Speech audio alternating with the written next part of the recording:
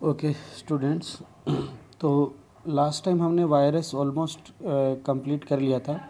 Virus की history, virus का general introduction, है ना, कैरेक्टरिस्टिक्स, वो सब देख लिए थे। आज थोड़ा हम वायरस की क्लासिफिकेशन को डिस्कस करते हैं।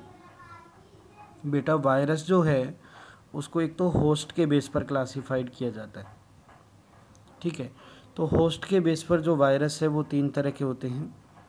एक है प्लांट वायरस। प्लांट वायरस वो होते हैं जिनका होस्ट प्लांट है, ठीक है, यानी जो प्लांट सेल में अटैक करते हैं, प्लांट सेल में अपना लाइफ साइकिल पूरा करते हैं। मोस्टली बेटा जो प्लांट वायरस होते हैं वो प्लांट वायरस का जो जेनेटिक मटेरियल है वो आरएनए होता है, और मोस्टली जो प्लांट वायरस है उनमें सिंगल स्टैंडर्ड आरएनए होता है।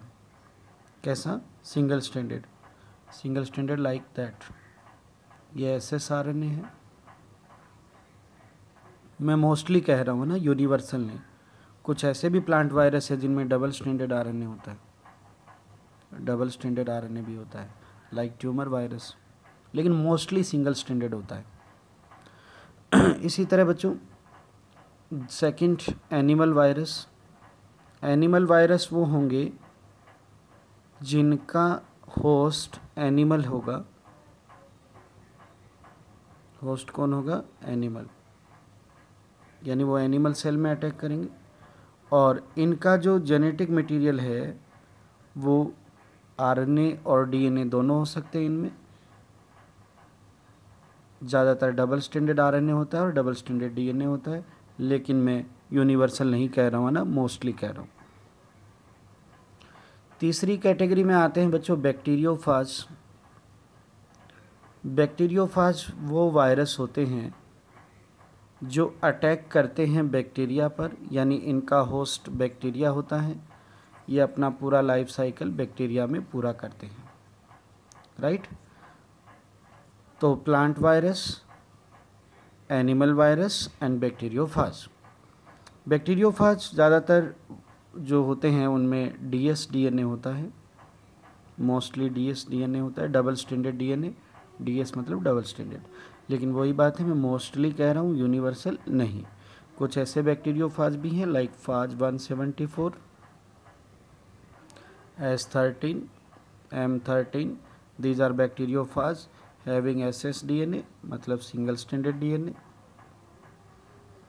ओके, तो ये वायरस क्लासिफिकेशन है on the basis of host. Now virus classification on the basis of genetic material. Virus का क्लासिफिकेशन हम जेनेटिक मटेरियल के बेस पर भी कर सकते हैं। जीएम मतलब जेनेटिक मटेरियल। एक होते हैं राइबोविरा। राइबोविरा वो वायरस है जिनका जेनेटिक मटेरियल आरएनए होता है, ओके। और एक है डीऑक्सी राइबोविरा। डीऑक्सी राइबोविरा वो वायरस हैं जिनका जेनेटिक मटेरियल डीएनए है। सो ये वायरस का क्लासिफिकेशन है। वायरस की स्ट्रक्चर हम ऑलरेडी कर चुके हैं। Virus having genetic material and protein coat, और प्रोटीन कोट को कैप्सिड बोलते हैं ना, जो कैप्सोमियर से बना होता है। वायरस ऑब्लिगेट पैरासाइट है, we have already discuss. Pathogenic nature का है, तो वायरस जो है वो डिजीज़ कॉज भी करते हैं। एनिमल में डिजीज़ करते हैं लाइक मम्स, है ना। ह्यूमन की डिजीज़ बता रहा हूँ मैं आपको, स्मॉल पॉक्स सुना है ना आपने, ये वायरल डिजीज़ है। Herpes, AIDS, polio, rabies, influenza सुना है आपने, इन्फ्लुएंजा, ठीक है। इसी तरह स्वाइन फ्लू, ये सब वायरल डिजीज़ है, ठीक है ना। डेंगू हो गया, चिकनगुनिया है, वायरल डिजीज़ है। और अभी आपकी जो लेटेस्ट चल रही है कोरोना, ये वायरल डिजीज़ है। So virus cause disease in animal as well as virus cause symptomatic disease in plant.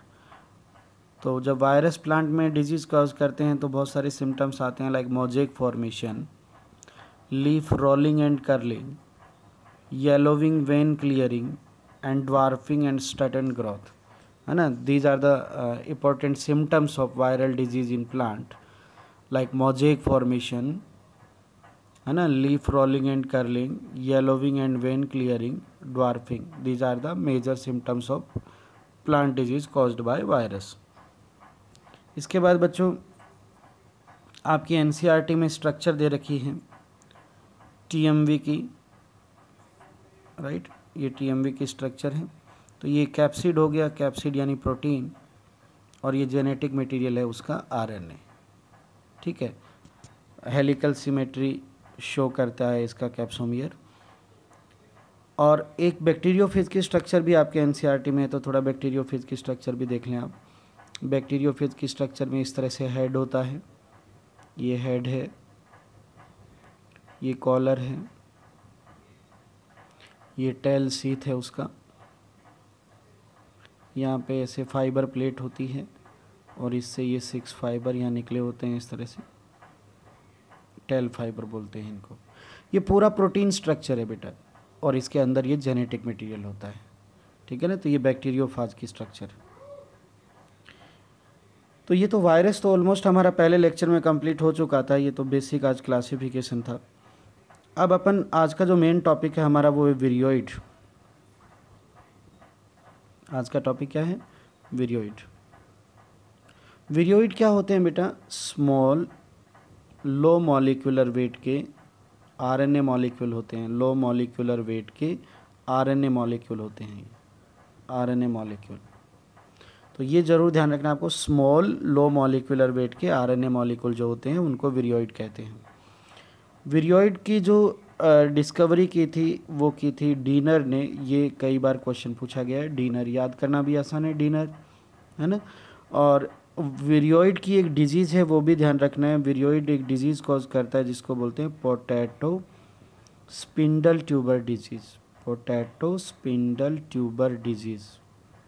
ठीक है ना. Potato spindle tuber disease. ये आपको 3 बातें ध्यान रखनी है बड़े बड़े तौर पर. एक small RNA low molecular weight की स्ट्रक्चर है और वायरस से स्मॉल होता है, छोटा ही है. डीनर ने इसको डिस्कवर किया था. और एक इसकी डिजीज़ ध्यान रखनी है आपको, potato spindle tuber disease, right. बस इतना आपको ध्यान रखना है. मैं आपको सिंपल भाषा में समझाऊं तो आप ये देखिए कि वायरस जो था वो 2 स्ट्रक्चर से मिलकर बना होता. एक उसका जेनेटिक मटेरियल और एक उसमें क्या था? प्रोटीन. यही था ना. तो जेनेटिक मटेरियल क्या हो सकता था? आरएनए या डीएनए. तो अब अगर हम यहाँ से प्रोटीन को हटा दें इसको, और जेनेटिक मटेरियल हम ये मान लेते हैं कि आरएनए है, तो ये जो जेनेटिक मटेरियल है यही विरियोइड है, यानी ये वायरस का एक पार्ट है अगर हम प्रोटीन हटा दें तो. क्लियर हुआ? ये सिंपल है, इसको समझना. ठीक है. अब इसी के बाद एक और आपका जो है टॉपिक है इसके अंदर, प्रियोन. अब वही बात है बेटा, प्रियोन क्या है? वायरस का प्रोटीन भाग है, ये प्रोटीन पार्ट है, ये प्रोटीन पार्ट है. ठीक है ना. एबनॉर्मली फोल्डेड प्रोटीन है. इसको अपन प्रियोन बोलते हैं. जेनेटिक मटेरियल वाले पार्ट को विरियोइड बोल दिया और प्रोटीन वाले पार्ट को प्रियोन बोल दिया. तो ये भी वायरस से स्मॉल होंगे. और जो प्रियोन है वो बहुत ज़्यादा डेंजरस होते हैं, क्योंकि प्रियोन जो होते हैं वो न्यूरोलॉजिकल डिजीज़ कॉज करते हैं. न्यूरोलॉजिकल डिजीज़ का मतलब है बेटा कि ये ब्रेन को अफेक्ट करते हैं, नर्वस सिस्टम को अफेक्ट करते हैं.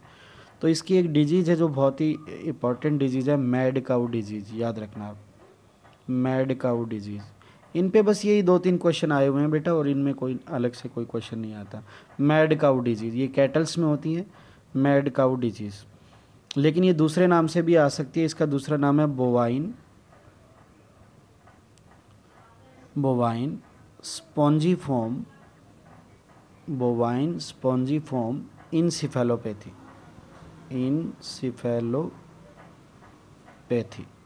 BSE से याद रखो आप इसे. ये मैड काऊ डिजीज़ का ही दूसरा नाम है. इसी तरह ह्यूमन में भी डिजीज़ करता है Jacob disease in human, right. तो ये मैडनेस से रिलेटेड डिजीज़ है, बिकॉज ये जो है नर्वस सिस्टम पर जो है वो अटैक करता है. ठीक है ना. तो ये आपका एक आज का तो हमारा छोटा सा ही टॉपिक था, बस विरियोइड और प्रियोन और वायरस का क्लासिफिकेशन, है ना। होपफुली आपको समझ आ गया होगा, है ना। ठीक है।